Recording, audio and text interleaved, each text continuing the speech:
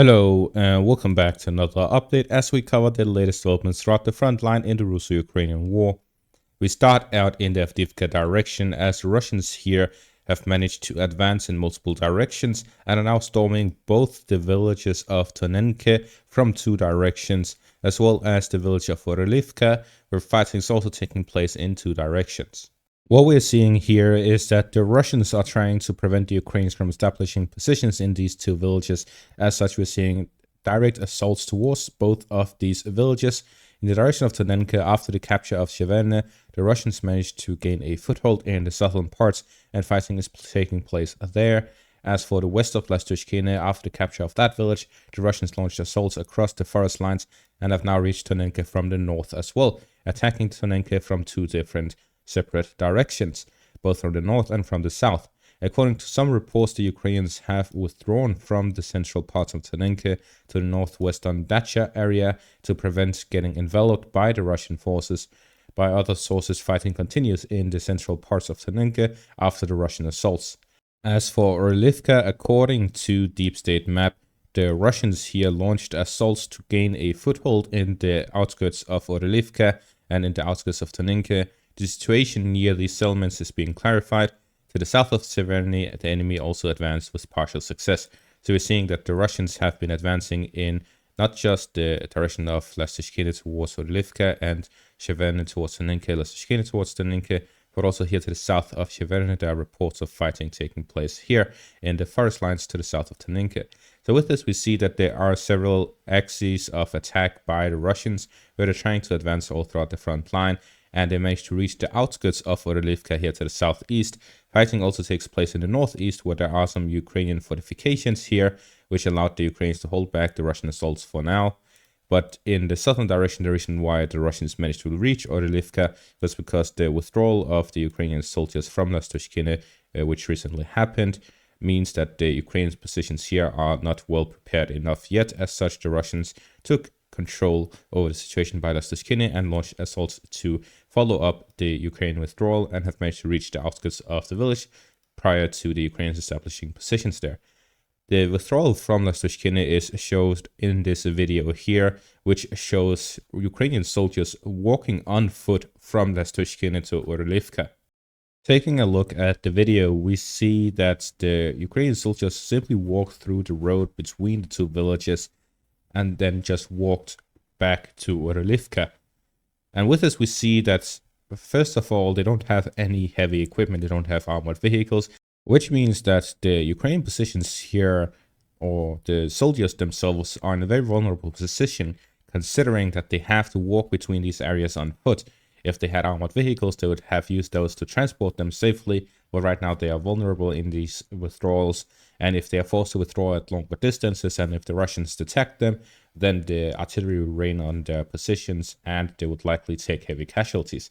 The fighting taking place here to the west of Avdiivka is entering into a new stage, where the Russians are getting to the final villages here to the west of the city, and this next defensive position by the Ukrainians spans here from the north, from the direction of Novobakhmutivka down to Berdyshi, Semenivka, and through to Umansk and down south.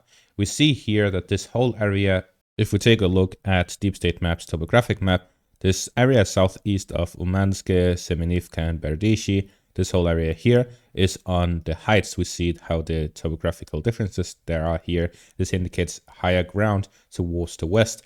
So the positions by Orlivka and Tonenke are on the low grounds, while from Berdyshi and down to Semenivka and Umansk, they are on the high ground.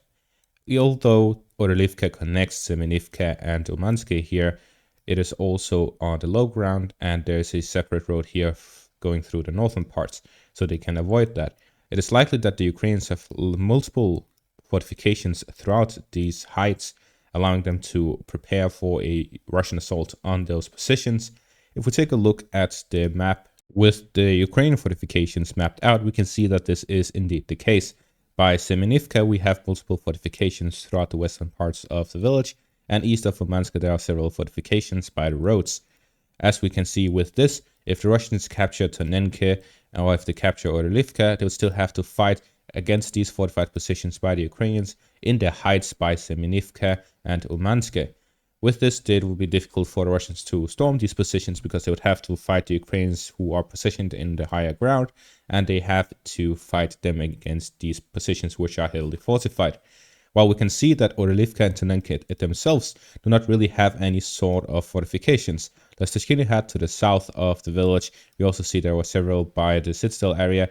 This is why it's very significant that the Russians took Avdiivka so quickly, because it allowed them to bypass the majority of fortifications in this area. And here to the west of the city, there are hardly any. But by the heights here to the west of the city, there are several. And with this, we see that it is likely very difficult for the Russians if they weren't to pass on beyond Orlivka.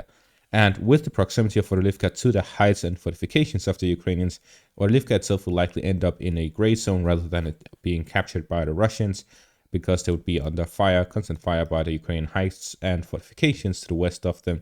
So until the Russians actually launch assaults towards these positions, heavily fortified positions of the Ukrainians in the heights, they will not capture Orlivka. But Tonenke, however, is further away. As such, the Russians would like to take control of this village here, continue storming it and gain positions within it to push onto the northern forest lines here to the northwest of Tonenke, to then launch operation towards Umanske, or simply to have a strong flank for further offensive operations towards Pervomaiske and Netel over here to the south, where there aren't a lot of fortifications in the northern direction, although there's several to the south.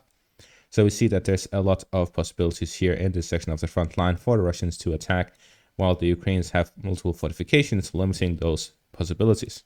Considering, however, the fact that the Russians have started storming Orlivka, it is likely that the Russians are looking to capture Semenivka and Umansk as well to continue the offensive operations to the next defensive line, which would go from Novobakhmutivka and down south to the northwest parts of the city. If we take a look at the fortifications here, there are much bigger and more fortified positions than to the southeast. There are several fortifications all throughout this line of defense. There are multiple circular fortifications that are defended on all sides, and there are multiple villages, and there's even higher grounds here. The first high ground disparity is here by Berdeshi to Umanske. Then there's a second one here. Simply by looking at the valley here, we can see that this area here is on a higher ground, and yet again on a higher ground again. And all of these fortifications, we see that there are several here to the northwest. Comparing those to the ones by Semenivka and Umanske, they seem fairly insignificant. And that is that for the section of the front line. We then move on to the south, where here in the direction of Krasnodarivka, there are two advances by the Russians towards the city. They are advancing from the south, from the direction of Rehorivka and Marinka towards Krasnodarivka. Taking a look again at this map of fortifications, we see that there are several fortifications in the direction of Krasnodarivka from the south. The Russians have control over this one, but if we take a look further north, we also see that the Russians also have taken a foothold here by the eastern parts, but there are several fortifications to the east, especially if you go further north. As such, it is unlikely that the Russians will launch offensive operations from the east. However, from the south, there are only this one here that has already been taken by the Russians, and then there's one by the outskirts of the city. Other than that, the Russians could get a foothold without having to fight against more than one singular fortification. This is why we're seeing that there are some offensive operations by the Russians here to the south of Krasnodarivka, despite me in my previous video saying it's likely that the most vulnerable spot of Krasnodarivka is from the west. There is also the possibility of attacking from the south, considering the advances the Russians have made throughout the past 2 years towards capturing this singular or 3 pieces of fortifications to the south of the city, moving on to the 4th one. Moving further south in the direction of Robotyne, we see here that the Ukrainians managed to push the Russians to the southern outskirts of the village. Currently, according to the reports, the Russians and Ukrainians are fighting over the main parts of the city, the village, the majority of the village, while the Ukrainians have their fortified positions to the north, which they are having their positions in and are doing this fighting against the Russians, while the Russians have their positions in the south. So there's a lot of back and forth until either side captures the other's fortifications, allowing them to then gain full control over the village yet again. We have the Russians attacking from the western parts and from the southern parts, while the Ukrainians are defending from this northern part, and there are other positions to the northeast and northwest of the village. Taking a look at this map, we see that the Russians have control over the fortifications here. The Ukrainians have their positions here to the north of the village, to the east of it and northeast, as well as to the northern parts. With these fortifications, the Ukrainians are able to hold on to their positions within Robotyne, and the Russians have to capture all of these. With their own positions here to the west, they can launch attacks towards the northern parts, towards the supply road, and taking control of this fortification, which would cut off most supplies to the Ukrainians. There's also the fortification here. The Russians can attack from both the south, where they have control of these fortifications, where they also have to fight against the eastern parts. So there are several fights taking place over the village of Robotyne, where the fighting isn't exactly over the village, but instead over the fortifications all throughout the village, where we see that there are several areas, and it's pretty much split down the middle. Moving back north in the direction of Novomikhailivka, we see that the Russians made an advance to the southern outskirts of the town, and with this we see that the Russians are pushing towards the center of it after they're gaining their foothold here in the eastern parts. Taking a look again at the fortifications, we see here that in the direction of Novomikhailivka, there are fortifications to the south and to the east of the town, which the Russians now have full control over every single one of those. And with that, the Russians will likely continue pushing in the western direction now that they've gained control over the fortifications. There are some to the southwest of the town, and in the northern parts, there are smaller parts, but it is likely that the Russians have already bypassed all of those and are now able to fight over the town itself. The reason why the Russians have failed so far to capture the town is because the Ukrainian resistance within it is very fierce, and they're able to hold back the Russians from advancing, as we've seen footage of the Ukrainians using both infantry and vehicles to fight against the Russian advancements, where we have several videos of tanks and other armored vehicles launching a counterattack towards the Russian positions within the town, and therefore we see a lot of fighting taking place within the town by both sides. Finally, in the direction of Inianiski here to the west of Bakhmut, the Russians have restarted their offensive operations. According to Deep State Map, the Russians are storming the western parts and northern parts of the village, and with this there are reports of the Russians advancing further within the village itself. The advancements themselves are not clear, as there's a lot of back and forth taking place. The Ukrainians are also fighting for every inch of this village. Which brings me to the statement by Zelensky. Sky News interviewed Zelensky, and he came up with very, very stupid statements, so I just have to cover them. First off, Russia has 6-to-1 weapon advantage. That is clear, that is a fact, that is something we all know. Ukraine is losing territory and people. This is a thing you have to remember. This is a quote by Zelensky. Ukraine is losing territory and people. Sky News asks Zelensky whether Ukraine will lose territory amid a shortage of Western supplies. He replied that the pressure at the front is very strong. We will lose 100 meters, 50 meters. This is important for us, but strategically it is more important not to lose people. This brings me back to the fact that he says Ukraine is losing territory and people. Now he says he will lose 100 meters, 50 meters, but it's more important for them to keep the lives of the people. This means that Zelensky is inferring here with his choice of words that they're going to withdraw some positions to save the lives of soldiers, losing 50 to 100 meters. 50 to 100 meters is not a withdrawal. Let me show you what 50 to 100 meters is.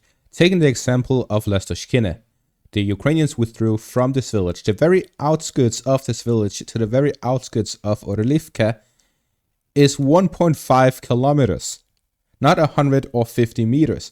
100 or 50 meters, if we take the outskirts of Orlivka, it is going through the first 5 houses of the village. That is 50 meters. 100 meters is the first 10 houses of the village. That is not a withdrawal. What he is saying is that the Ukrainians are fighting for every single meter until they have no soldiers to fight for those meters, and then they'll send in the next batch to fight for the next 50 to 100 meters. That is what he is saying. He's not saying that the Ukrainians will withdraw to save lives. Instead, what we are seeing is that these Ukrainian soldiers do not want to waste their lives fighting over positions that are fortified. Take a look at this map.